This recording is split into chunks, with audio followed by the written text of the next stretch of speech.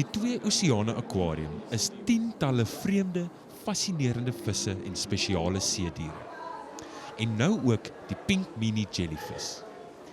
Die kannibalistiese, glibberige gedierte is per ongeluk ontdek. Die aquarium se jellyfish-kenner het oor die naweek 'n paar naglig-jellyvisse gelos om voort te plant. Maar teen maandag was daar net 'n paar stukkies van hulle oor, saam met 'n Pink Mini. We've made sure that we're prepared to look after this animal way better than we did before because we learned from our lessons the last time. Dit lyk 'n bietjie soos 'n potsierlike, pulsende pink plastiek sak in 'n tutu. Maar moenie dat dit jou flous nie. Die Mini oorleef deur sy niggies en neefs op te vreet. En tydens Enie se besoek aan die aquarium was dit juis besig om middagete te verorber.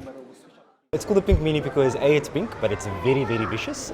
It's one of the most efficient jellies at eating jellyfish. One of the species found off the Gulf of Mexico, about 34 large moon jellyfish was found in the jelly's bell. It's a cannibal, yeah. It's a jelly that only eats jellies, and that's why we only see them so rarely. Die pink gevaar het die aquarium behoorlik aan die praat en ander jellyvisse aan die bewe. Stefan Goosen, Enies, Kaapstad.